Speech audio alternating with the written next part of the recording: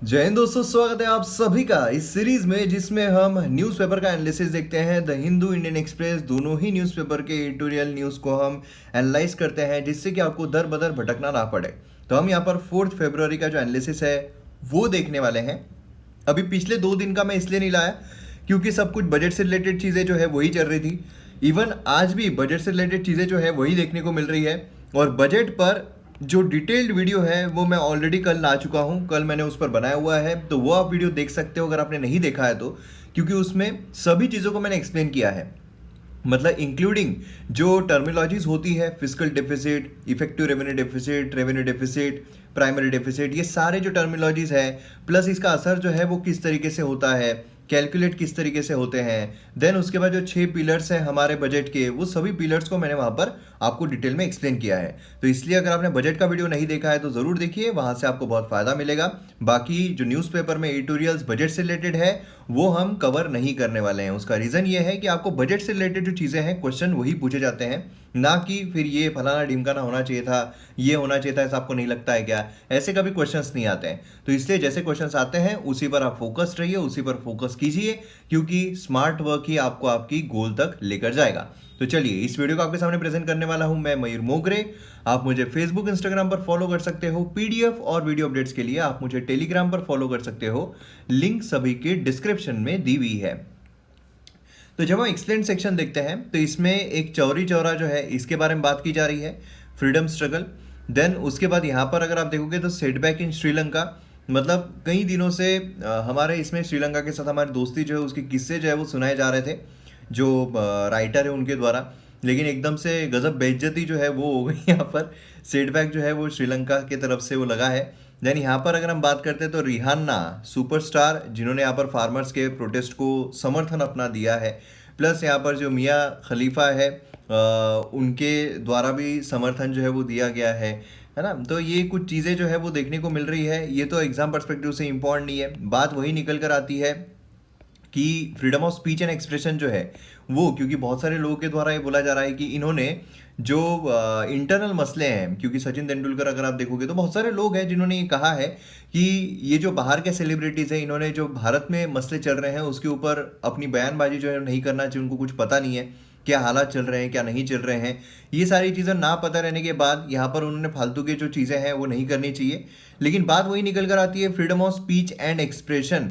अब ये जो सेलिब्रिटी है, अगर ये सेलिब्रिटी कुछ बोल रहे हैं, ठीक है, अब जैसे सेलिब्रिटी को ट्रोल भी किया गया है ना। मियाँ खलीफा जो है उनको बोला गया है कि जो जॉनी सीन है वो इकलौते ऐसे फार्मर है जिनके बारे में मियाँ खलीफा को पता है, बाकी तो फार्मर्स के बारे में पता ही नहीं है। तो ऐसे बहुत सारी चीज़ें हैं, ट्रोलिंग जो है वो देखने को मिली है। खैर, लेकिन बात ये निकल कर आती है कि freedom of speech and expression को हम कितना सीरियसली लेते हैं, है ना। मतलब अगर कोई बाहर का व्यक्ति कुछ बोल रहा है, अब वो बोल रहा है, यहाँ पर कुछ निर्णय जो है उसकी वजह से नहीं होने वाले हैं। अब ये अगर कुछ बोले और फिर जो यूएसए है या फिर पाकिस्तान है या फिर कोई और कंट्री है, वो अगर हमारे साथ जो समझौते हैं उसको ब्रेक कर दे, ऐसा अगर कुछ हो तो वो बात अलग होती है, वो ऑफिशियल चीज़ें निकलती है। ये एक कंट्री की इंडिविजुअल है। सेलिब्रिटी मतलब होता क्या है, कुछ सेलिब्रिटी मतलब बहुत बड़ा कोई ये नहीं है। सेलिब्रिटी एक इंसान है जिसको कुछ लोग फॉलो करते हैं, जिनको लोग जानते हैं, बस वो सेलिब्रिटी हो गया है। तो यहाँ पर क्या हो रहा है, यहाँ पर कोई ऑफिशियल बयान जो है कंट्री की तरफ से नहीं आया।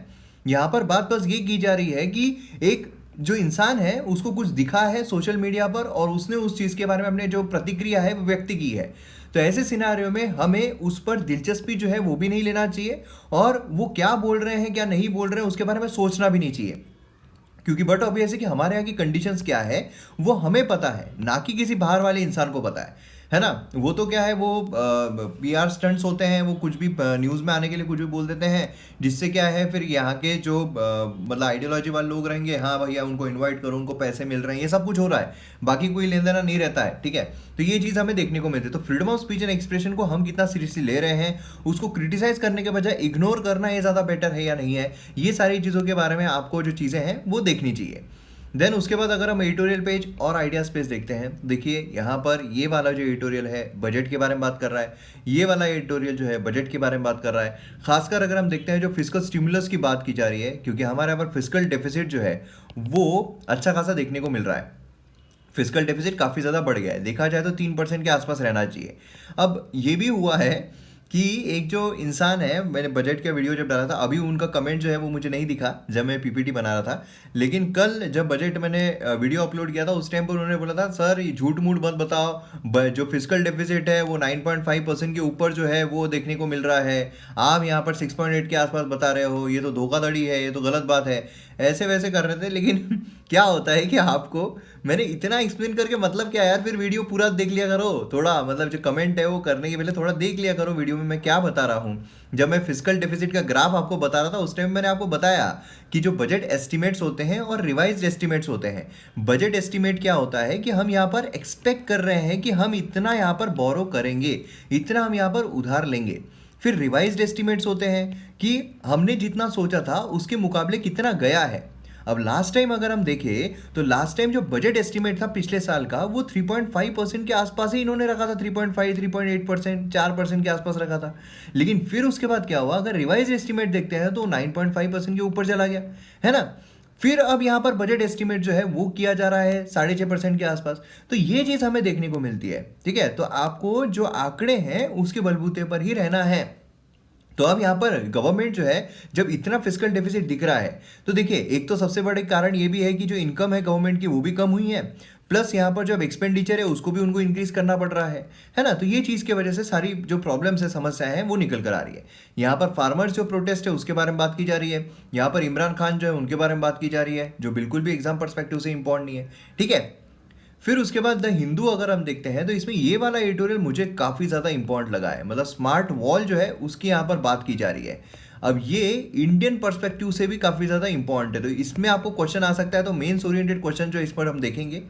देन उसके बाद अगर हम बात करते हैं यहाँ पर जो बिडेन प्रेसिडेंसी है तो इंडिया के लिए क्या खासियत है क्या नहीं है उसके बारे में बात की जाए। देखिए ये बिल्कुल ऐसे जो एडिटोरियल होते हैं बिल्कुल इंपॉर्टेंट नहीं होते हैं, ठीक है। आपको सीधा नाम लेके नहीं पूछा जाएगा, आपको कंट्री के रिलेशंस के बारे में पूछे जाते हैं क्वेश्चंस। तो ऐसे जो अगर एडिटोरियल आप पढ़ रहे हो तो फिर आपका टाइम वेस्ट हो रहा है, कोई मतलब नहीं है उसमें, है ना। यहाँ पर अगर हम बात करते हैं तो one need for policy reform, यहाँ पर basically metro rail bus service उसकी बात की जा रही है। अब यहाँ पर पूरा एडिटोरियल तो इंपॉर्टेंट नहीं है, लेकिन कुछ खास पॉइंट्स हैं जो हम यहाँ पर देखने की कोशिश करेंगे। देन ये बिल्कुल भी इंपॉर्टेंट नहीं है। यहाँ पर no to vaccine, nationalism, yes to global cooperation, India ने क्या खास चीज़ की है उसके बारे में यहाँ पर जानने वाले हैं। ये वाला एडिटोरियल भी इंपॉर्टेंट नहीं, ये वाला एडिटोरियल भी इंपॉर्टेंट नहीं है।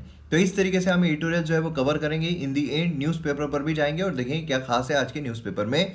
उससे पहले MM Academy ऐप को अगर आपने डाउनलोड नहीं किया है तो फटाफट करो, है ना। प्रचार जो है वो भी इम्पोर्टेंट होता है क्योंकि भैया अपना ऐप है, तो इसलिए यहाँ पर जो मॉडर्न हिस्ट्री है ये कम्प्लीटली अवेलेबल है, मेरे द्वारा लाया गया है। एंशिएंट हिस्ट्री कम्प्लीटली अवेलेबल है, पॉलिटी अवेलेबल है, एथिक्स अवेलेबल है, ज्योग्राफी खत्म होने पे आ गया है। देन बहुत सारे कोर्सेज आपको देखने को मिलेंगे, इकोनॉमी, एनवायरनमेंट, बहुत सारे कोर्सेज जो है वो आने वाले हैं, आपको मज़ा आने वाला है देखकर। आप एक बार डेमो लेक्चर्स देखो तो सही, फिर आप बोलोगे यार सर सही में कमाल के लेक्चर्स है, और आपको बहुत हेल्प करेंगे प्रीलिम्स मेंस दोनों पर्सपेक्टिव से यहाँ पर ये जो कोर्सेज है बनाए गए हैं। और उसी के साथ साथ आपको यहाँ पर वन इन ऑल सब्सक्रिप्शन है, एक बार अगर आप सब्सक्रिप्शन लेते हो तो जितने भी वीडियोज़ हैं और जितने भी आने वाले हैं सारे वीडियोज़ आप देख सकते हो, आपका एक्सपायरेशन जब तक नहीं होता है। उसी के साथ साथ यहाँ पर आपको हाईएस्ट क्वालिटी कंटेंट देखने को मिल रहे हैं, इसलिए जल्द से जल्द डाउनलोड कीजिए MM Academy ऐप और वीडियोस को एंजॉय कीजिए। अब यहाँ पर हम आते हैं पहले एडिटोरियल पर जो बात कर रहा है smart walls for Indian borders. ये हमारे जेएस पेपर 2 के लिए इंपॉर्टेंट जाता है। इंटरनल सिक्योरिटी अगर 3 भी देखते हैं, इंटरनल सिक्योरिटी जो है उस पर्सपेक्टिव से आपको क्वेश्चन आ सकता है। मेंस के लिए मैंने आपके लिए क्वेश्चन दिया है, what is the concept of smart wall with respect to border management.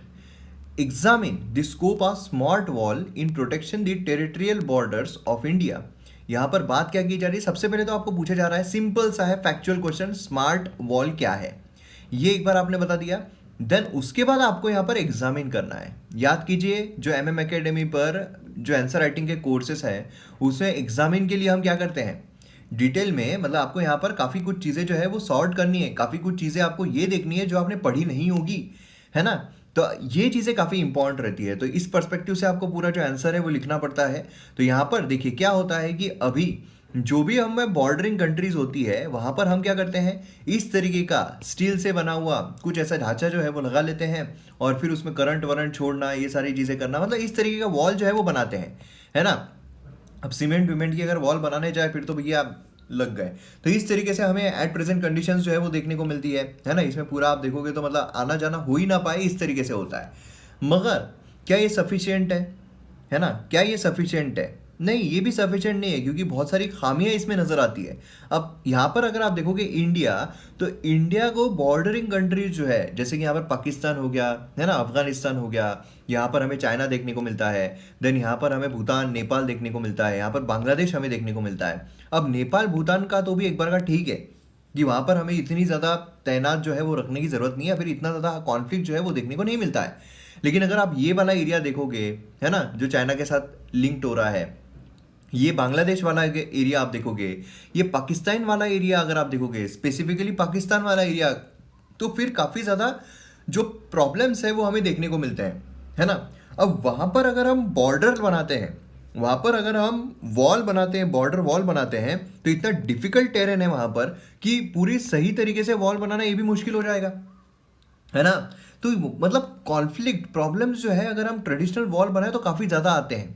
अब प्रॉब्लम्स कौन कौन से आते हैं, जो ट्रेडिशनल बॉर्डर वॉल है उससे एसोसिएटेड कौन कौन से प्रॉब्लम्स है, तो यहाँ पर देखने को मिलता है कंस्ट्रक्शन कॉस्ट। जो देखो इतनी लंबी हमारी बॉर्डर है, यहाँ पर अगर आप देखोगे तो इतनी लंबी हमारी बॉर्डर है, ये पूरे इस पर अगर हम बनाना चाहे तो मतलब मुश्किल ही हो जाएगा ना।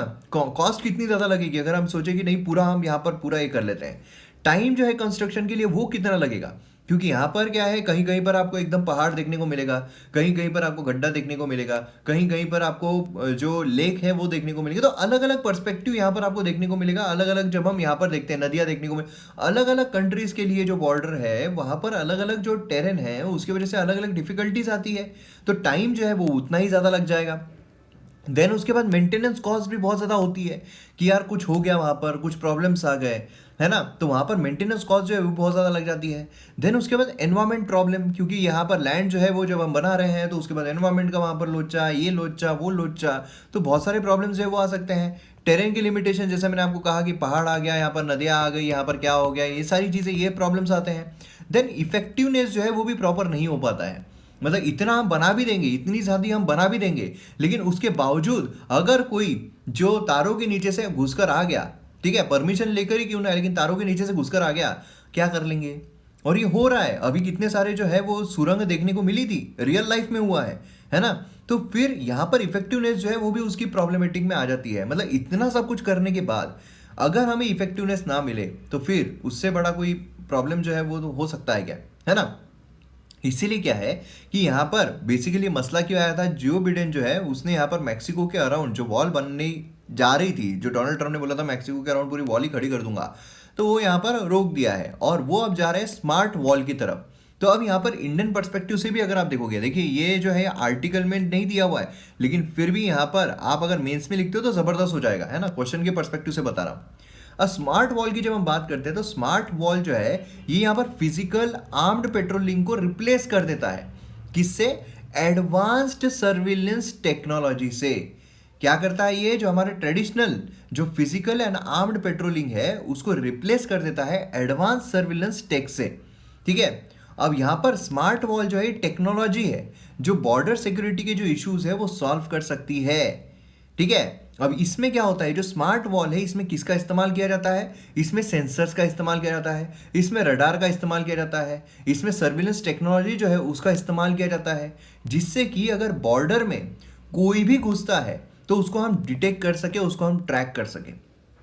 समझ रहे हो आप। अब ये जो टेक्नोलॉजी होती है, सेंसर आप कहीं पर भी लगा सकते हो, कितना भी डिफिकल्ट टेरेन क्यों ना हो, रेडार्स आप हर जगह लगा सकते हो, कितना भी डिफिकल्ट टेरेन क्यों ना हो, सर्विलेंस टेक्नोलॉजी जो है वो भी आप कहीं पर भी स्टैब्लिश कर सकते हो, भले ही वो कितना भी डिफिकल्ट टेरेन हो। अब यहाँ पर सर्विलेंस टावर्स, कैमरा, इसी के साथ थर्मल इमेजिंग जो है इसका भी इस्तेमाल किया जा सकता है। थर्मल इमेजिंग जो होती है मतलब एकदम जबरदस्त तरीके का, ये एकदम मतलब जबरदस्त है, कोई इसे बच ही ना पाए, है ना। ये यहाँ पर जिससे कि ऑब्जेक्ट जो है उसको हम डिटेक्ट कर सके। उसी के साथ साथ ये जो सिस्टम है ये यहाँ पर एनिमल्स, ह्यूमंस, व्हीकल्स, इन सबको डिस्टिंग्विश करने में भी काफ़ी कैपेबल है। कि आप ऐसा नहीं कर सकते हो कि यार एनिमल जा रहा है कोई और अरे इंसान घुस गया, इंसान घुस गया। हाँ, ये यहाँ पर ह्यूमंस बोलिए, व्हीकल्स बोलिए, एनिमल्स बोलिए, डिस्टिंग्विश करने में बहुत अच्छा है, ठीक है। और यहाँ पर अपडेट जो है वो हमें आते रहते हैं, जिससे क्या होगा, अगर कोई भी इस तरह की हरकतें होती है तो जो पेट्रोलिंग एजेंट है उनको यहाँ पर आसानी से पता चल जाएगा। अब इसके वजह से जो है, इसके वजह से हमें फायदे भी बहुत देखने को मिलते हैं। यहाँ पर आप देख सकते हो किस तरीके से होगा। यहाँ पर मरीन सपोर्ट जो है वो देखने को मिलता है, एयर एंड मरीन स्टेशन देखने को मिलता है, पोर्ट ऑफ एंट्री यहाँ पर आप देखिए, मोबाइल सर्विलेंस सिस्टम यहाँ पर देखिए, है ना। यहाँ पर आप देख सकते हो ग्राउंड सेंसर जो है वो लगाए गए हैं, यहाँ पर रेडार जो है वो लगाए गए हैं, कैमरे लगाए गए हैं, एजेंट व्हीकल्स यहाँ पर देखने को मिल रही है, बॉर्डर पेट्रोल स्टेशन देखने को मिल रहा है ना। यहाँ पर हेडक्वार्टर, तो ये सारी चीजें यहाँ पर अनमैन्ड एयर सर्विलेंस देखने को मिल रहा है जो कंटिन्यूसली, मतलब इतने सारे जो सिस्टम है वो हम लगा के हैं। तो अब कोई सुरंग के नीचे से घुसे, कहीं से भी घुसे, पकड़ में तो आ ही जाएगा। तो ये है smart wall. Basically smart wall क्या है, हम टेक्नोलॉजी जो है उसका इस्तेमाल यहाँ पर कर रहे हैं। अब यहाँ पर अगर आप देखो क्रिटिकल फैक्टर जो है कंसिडर किया जाना चाहिए कि ऐसा हम इंडियन बॉर्डर के लिए क्या इस्तेमाल कर सकते हैं, क्योंकि हमारे यहाँ पर अगर आप देखोगे तो रगड़ हमें जो टेरेन है वो देखने को मिलते हैं, है ना। इसलिए यहाँ पर फेंसिंग अगर हमें करनी है तो काफ़ी मुश्किल हो जाता है, एक्सट्रीमली डिफिकल्ट है। तो ऐसे सिनारियों में जो स्मार्ट वॉल है इसका हम इस्तेमाल यहाँ पर कर सकते हैं बहुत ही अच्छी तरीके से। अब इसके बेनिफिट जो है, जैसे कॉस्ट इफेक्टिव है, अगर आप, जैसे मैंने आपको कहा था कि वो बनाने में बहुत ज़्यादा खर्च हो जाएगा, है ना। एनवायरमेंट को भी डैमेज बिल्कुल नहीं करता है, लैंड सीजर जो है ये भी काफ़ी कम होता है, स्पीडियर डेवलपमेंट जो है वो हमें देखने को मिलता है। तो स्मार्ट वॉल ये जो कॉन्सेप्ट है ये काफ़ी अच्छा हो सकता है ट्रेडिशनल फिजिकल बॉर्डर्स के अल्टरनेटिव के मामले में। तो यहाँ पर स्मार्ट वॉल के बारे में अगर किसी भी तरह का क्वेश्चन आता है तो आप इजीली अब उसका जवाब जो है वो आप दे पाओगे। नेक्स्ट यहाँ पर चौरी चौरा जो उसके बारे में बात की जा रही है। क्या हो रहा है कि थर्सडे को प्रधानमंत्री नरेंद्र मोदी जो है वो इनॉग्रेट कर रहे हैं Chauri Chaura sanitary celebration video link के द्वारा, ठीक है। और फिर उसके बाद पोस्टर स्टैम्प जो है ये भी यहाँ पर लाने वाले हैं। अब देखिए चौरी चौरा अगर हम देखते हैं तो यहाँ पर हमें देखने को मिलता है, ठीक है। अब चौरी चौरा नाम जो है डिराइव किया गया है फ्रॉम दैट ऑफ 2 विलेजेस, ठीक है, गोरखपुर डिस्ट्रिक्ट और उसी के साथ स्मॉल रेलवे स्टेशन जो initially put Chauri Chaura on the map, ठीक है। तो ये हमें देखने को मिलता है। और बाकी फर्दर अगर आपको चौरी चौरा के बारे में जानना है तो यूट्यूब पर एक फ्री वीडियो अवेलेबल है। मतलब ये बेसिकली जो MM एकेडमी ऐप है, MM एकेडमी ऐप पर जो मॉडर्न हिस्ट्री के लेक्चर्स है, ठीक है, तो उसके लिए मैंने एक यहाँ पर जो डेमो लेक्चर टाइप का एक फ्री लेक्चर जो है वो डाला हुआ है, जिससे कि आप यहाँ पर जो मॉडर्न हिस्ट्री में नॉन कोऑपरेशन मूवमेंट, क्योंकि उससे कनेक्टेड है चौरी चौरा, फिर खिलाफत मूवमेंट जो है, चौरी चौरा इंसिडेंट जो है, तीनों इंसिडेंट्स आप यहाँ से देख सकते हो। और आपको ये भी पता चल जाएगा कि MM एकेडमी ऐप पर वीडियोस किस तरीके से पढ़ाए जा रहे हैं, ठीक है। तो इसका जो लिंक है वो आपको कमेंट सेक्शन में मिल जाएगा। मतलब एक कमेंट सेक्शन में आपको 2 चीज़ें मिलेगी, MM एकेडमी ऐप जो है उसको डाउनलोड करने के लिए लिंक, प्लस आपको ये जो वीडियो है इसका भी लिंक मिल जाएगा, जिससे कि ये वीडियो देखने के बाद अगर आपको मन करता है लेने का या डाउनलोड करने का तो वो आप कर सकते हो। तो चौरी चौरा के बारे में जानने के लिए आप ज़रूर देखिए, भले ही सब्सक्रिप्शन लीजिए मत लीजिए, डाउनलोड कीजिए मत कीजिए MM एकेडमी ऐप, लेकिन ये वीडियो ज़रूर देखिए, जिससे कि आपको चौरी चौरा इंसिडेंट जो है अच्छी तरीके से समझ में आ जाए, अच्छी तरीके से पता चल जाए। क्योंकि जब हम यहाँ पर, मैं आपको यहाँ पर सिर्फ चौरी चौरा इंसिडेंट्स के बारे में बताऊंगा तो मज़ा नहीं आएगा। जब यहाँ पर पूरा नॉन कोऑपरेशन मूवमेंट के साथ, खिलाफत मूवमेंट के साथ चौरी चौरा पढ़ोगे ना आप, तो आपको और ज़्यादा मज़ा आ जाएगा। तो इसलिए ये आप ज़रूर देखिए। देन यहाँ पर सेटबैक जो है श्रीलंका में वो देखने को मिलता है। अभी आप सभी को पता है कि हमारे जो एडिटोरियल से पिछले काफ़ी दिनों से श्रीलंका के बारे में जो है वो आर्टिकल पे आर्टिकल छप रहे थे, है ना। तो जो ऑथर है उनका कुछ इसी तरीके का ये रवैया रहा होगा कि मैं इतनी अच्छी बातें बोल रहा था श्रीलंका के बारे में, गजब बेइज्जती हो गई यार, है ना। तो यहाँ पर बेसिकली क्या है, स्ट्रॉन्ग अपोजिशन जो है वो देखने को मिला है trade union across the country. Sri Lanka ने यूनिलैटरली यहाँ पर 2019 का जो अग्रीमेंट था इंडिया और जापान के साथ strategic east container terminal ECT को डेवलप करने का कोलंबो पोर्ट पे उसको ख़त्म कर दिया है। अब यहाँ पर बेसिकली आपको जो श्रीलंका है वो देखने को मिल रहा है, प्लस यहाँ पर अलग अलग पोर्ट्स जो है वो देखने को मिल रहे हैं। तो पोर्ट्स आपको पता रहनी चाहिए कहाँ पर है, क्योंकि इसकी लोकेशन कभी कभार आपको आ सकती है। यहाँ पर ये हम्बनतोटा पोर्ट जो है काफ़ी न्यूज़ में चल रहा था, तो इसके बारे में आपको पता नहीं, यहाँ पर हमें देखने को मिलता है, ठीक है। न्यूएस्ट पोर्ट है श्रीलंका में, एवरेज 29 वेसल्स जो है पर मंथ हमें देखने को मिलती है। देन यहाँ पर पोर्ट ऑफ कोलंबो, यहाँ पर आप देख सकते हो है ना, कोलंबो पोर्ट। तो पोर्ट ऑफ कोलंबो यहाँ पर हमें देखने को मिलता है, लार्जेस्ट पोर्ट है श्रीलंका में, ठीक है। मोस्ट ट्रैफिक जो है हमें यहाँ पर देखने को मिलती है। तो ये चीज़ काफ़ी ज़्यादा इंपॉर्टेंट है और इसी से कनेक्टेड जो है हमारा न्यूज़ देखने को मिल रहा है। देन यहाँ पर पोर्ट पेड्रो जो है ये भी देखने को मिलता है यहाँ पर अगर आप देखोगे, ठीक है। तो ये पोर्ट जो है उसके बारे में आपको थोड़ी बहुत इन्फॉर्मेशन नॉलेज जो है वो रहना चाहिए। अब देखिए जापान जो है, जापान के साथ भी क्यों आया, जापान क्यों आया, इंडिया और श्रीलंका के बीच में ही क्यों नहीं रहा। देखिए 2019 में क्या हुआ, इंडिया और श्रीलंका जो है उन्होंने एक MOU साइन किया, मेमोरेंडम ऑफ अंडरस्टैंडिंग कोऑपरेशन और इकोनॉमिक प्रोजेक्ट्स।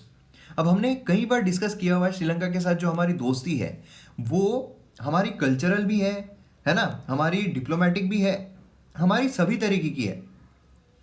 लेकिन जो भी प्रोजेक्ट्स इंडिया श्रीलंका के साथ कर रहा है, या तो पूरे नहीं हो रहे हैं, या तो बीच में ही बंद पड़ रहे हैं, या तो इतने स्लो चल रहे हैं कि उसके पूरे होने की आशंका ही नहीं है। ये काफ़ी प्रॉब्लम्स जो है वो फेस किए जा रहे हैं। अब उसी बीच जो चाइना है वो आ जाता है। अगर आपने मुझसे शादी करोगी पिक्चर अगर देखी है, ठीक है, उसमें सलमान खान होता है, उसमें प्रियंका चोपड़ा है और अक्षय कुमार है, ठीक है। तो सलमान खान जो है प्रियंका चोपड़ा को पटाने की पूरी कोशिश करता है, पूरी कोशिश में लग जाता है, लेकिन बीच में ही अक्षय कुमार जो है वो शनि बनकर आता है और फिर वहां पर जो विकेट्स आने, आल किल फॉर द मनी, इस तरीके से जो है वो शुरू होता है। तो यहाँ पर अक्षय कुमार जो है वो चाइना जैसा ही बिहेव कर रहा है, ठीक है। चाइना आता है, धड़ धड़ धड़ धड़ लीज पे ले लेता है, फटाफट फटाफट कंप्लीट कर लेता है, फटाफट फटाफट पूरा उसको अपना गुलाम बना लेता है। तो चाइना की ये रवैया जो है वो रह रहा है ना। तो इसलिए हमें, जब हम किसी भी कंट्री के बारे में देखते हैं, यहाँ पर अगर आप डिटेल में जाओगे क्या चल रहा है क्या नहीं है, एक आपको प्रोजेक्ट के बारे में नहीं पूछेंगे, आपको ओवरऑल जो चल रहा है, सिनारियो चल रहा है, उसके बारे में पूछेंगे। तो जब हम इंटरनेशनल रिलेशंस लेंगे उस टाइम पे हम देखेंगे इंडिया और श्रीलंका के रिलेशन जो है स्टार्टिंग से लेकर अब तक पूरा हम वहाँ पर कवर करेंगे, ठीक है। तो यहाँ पर इंडिया और श्रीलंका जो है यहाँ पर फ्रेंडली टाइज रहे हैं, कल्चरल एफिनिटी जो है, पीपल टू पीपल कॉन्टैक्ट जो है वो रहा है, लेकिन रिलेशनशिप जो है काफ़ी कॉम्प्लेक्स है ना। मतलब यहाँ पर अगर आप देखोगे तो काफ़ी ऐसे लोग हैं जो इंडिया के जो प्रोजेक्ट्स हैं उनको पूरा नहीं होने देते हैं। इंडिया के जो प्रोजेक्ट्स है उसके अपोज में काफ़ी हड़कंप मचाते हैं, और इसी वजह से कि वह कोई कॉन्फ्लिक्ट ना आए, ये ना हो, इंडिया जो है वो जापान के पास गया, जापान को बोला कि भैया एटलीस्ट 2 प्रोजेक्ट के लिए भी आप यहाँ पर आ जाओ। तो यहाँ पर हमें ECT एंड FSRU देखने को मिला। लेकिन ओल्ड रिलेशनशिप जो है बिटवीन श्रीलंका एंड जापान, ये अब यहाँ पर काफ़ी चेंज हो गई है। इसीलिए अब क्या हुआ है, यहाँ पर सीधा श्रीलंका ने क्या किया, खारिज ही कर दिया है कि भैया आप चाइना जो है उसके हम सुनेंगे, यहाँ पर जापान और इंडिया के साथ जो हमारा MOU था उसको हम खारिज कर रहे हैं, ये देखने को मिल रहा है। अब इसके रीजन जो है, तर्क जो है कई सारे दिए जा रहे हैं, उसमें हमें जाने की मतलब भी नहीं है। लेकिन ऐसा है कि ओनरशिप जो है हमारी ये वो, बाकी लोग जो है वहाँ पर काफ़ी कॉन्फ्लिक्ट जो है वो पैदा कर रहे हैं, तो लोगों के प्रेशर में आकर ये सारी चीज़ें हमें देखने को मिल रही है। अब यहाँ पर अगर आप देखोगे इंडिया का रिस्पांस जो है वो ये रहा है कि कोलंबो जो है उसने यहाँ पर उसने यहाँ पर यूनिलैटरल डिसीजन जो है वो नहीं लेना चाहिए। जापान ने बोला है कि भैया ये डिसीजन जो है रिग्रेटेबल है। तो इस तरीके से हमें देखने को मिल रहा है। खैर, no to vaccine nationalism, yes to global cooperation. देखिए ये अगर आप देखोगे ना, GS पेपर 4 के लिए भी काम आ सकता है, मतलब एथिक्स के लिए काफ़ी ज़्यादा महत्वपूर्ण हो जाता है। और एथिक्स के लिए भी नहीं सही, ये अगर एग्जाम पर्सपेक्टिव से इंपॉर्टेंट नहीं भी है ना, फिर भी एक गर्व महसूस करने के लिए ये एडिटोरियल जो है सभी ने पढ़ना ही चाहिए। मतलब क्या है, यहाँ पर क्या हो रहा है कि कंट्रीज जो है काफ़ी एडवांसमेंट हो रही है, कंट्रीज जो है वो यहाँ पर अमीर अमीर बनती जा रही है, लेकिन सेल्फिश जो उनका मोटिव है वो निकल कर आ ही रहा है। मतलब यहाँ पर अगर आप देखोगे तो ओवरऑल जितनी भी डेवलप्ड कंट्रीज है उनके मुकाबले जो यहाँ पर ग्लोबल साउथ कंट्रीज है, इंडिया एंड चाइना, उन्होंने यहाँ पर मोस्ट ऑफ दी जो छोटी छोटी कंट्रीज है उसके लिए एक होप जो है वो यहाँ पर दिखाई है। मतलब अगर आप देखोगे एडवांस परचेस कॉन्ट्रैक्ट जो है वो कुछ कंट्रीज ने यहाँ पर किया है, जो वैक्सीन्स आई है। तो अब जो वैक्सीन्स यहाँ पर ले रहे हैं, है ना, यूरोपियंस, अगर आप देखोगे यूरोपियन यूनियन जो वैक्सीन मतलब पहले से ही उन्होंने ऑर्डर सब कर दिए, तो इतने किए कि 2 टाइम सारे यूरोपियन लोगों को दे सकते हैं। United states and United kingdom अगर 4 बार लोगों को दे सकते हैं, कनाडा अगर आप 6 बार लोगों को दे सकते हैं, ठीक है। लेकिन बहुत सारे ऐसी भी कंट्रीज है, अगर आप देखोगे अफ्रीकन कंट्रीज बोलिए, ब्राज़ील में बोलिए, हमारे एशिया में बोलिए, बहुत सारे ऐसे कंट्रीज है जो परचेस नहीं कर पा रही है, जो सक्षम नहीं है कि वो वैक्सीन जो है वो परचेस करे, है ना। 82% ऑफ फिजर्स प्रोडक्शन जो है 2021, 78% ऑफ मॉडर्ना जो है ऑलरेडी यहाँ पर एडवांस परचेस जो है रिच कंट्रीज के द्वारा हो चुका है। अब ऐसे सिनारियो में आप खुद सोचिए कि यहाँ पर जहाँ एडवांस कंट्रीज जो है वो अपनी पीठ दिखा रहे हैं गरीब कंट्रीज को कि तुम्हारा देखो, हमें कोई लेना देना नहीं है। तो यहाँ पर इंडिया जो उसने काफ़ी एम्पैथी जो है वो दिखाई है यहाँ पर कंट्रीज को। इंडिया ने यहाँ पर एक पोजीशन ली है जहाँ significant percentage of the approved dosage जो है वो यहाँ पर एक्सपोर्ट किए जा रहे हैं। जो नेबरिंग कंट्रीज है दूर दूर, यहाँ पर जो इंडिया की वैक्सीन है वो यहाँ पर शिप हो रही है, जहाँ उनको ऑलमोस्ट समझ लीजिए कि नो कॉस्ट के बेसिस पर ही उनको जो वैक्सीन है वो दी जा रही है, सप्लाई की जा रही है, जिससे कि वहाँ पर के लोग जो है, और इसकी चर्चा जो है पूरी दुनिया भर में हो रही है। शिपमेंट जो है वैक्सीन फ्रॉम इंडिया है already started reaching different parts of the developing world. Brazil जो है 2 मिलियन डोजेज जो है वैक्सीन के रिसीव हुए हैं इंडिया से। इंडिया जो है फर्स्ट फेज में हमने वैक्सीनेशन कवर किए, मतलब अभी भी ऐसा नहीं है कि सिर्फ हेल्थ केयर वर्कर्स को ही मिले, अभी भी ऐसा नहीं है कि पूरे जो लोग हैं सभी को यहाँ पर दिए जा रहे हैं, लेकिन फिर भी यहाँ पर ग्लोबली अगर हम देखें तो इंडिया ने एक बहुत बड़ा स्टांस लिया है, बहुत एक अचीवमेंट टाइप का ये देखने को मिलता है। तो डेमोक्रेसी में one can expect backlash of sending vaccine abroad without vaccinating its population, लेकिन फिर भी यहाँ पर ये चीज़ जो है हमें देखने को मिल रही है। तो समझ सकते हो ये एक इंडिया का स्वैग ही है। देखिए, जो मैं आपको बता रहा था कि एक जो पर्टिकुलर चीज़ हमारे लिए जानना इंपॉर्टेंट है वो ये है मेट्रो रेल, ये वाला जो है इसमें सबसे इम्पॉर्टेंट पॉइंट बस इतना ही आप ध्यान रखिए कि हमारे यहाँ पर जो इंडिया का रेशो है फ्रॉम बसेस टू पॉपुलेशन ये लो है 1.2 पर 1000 people compare to 8.6 in Thailand, 6.5 in South Africa.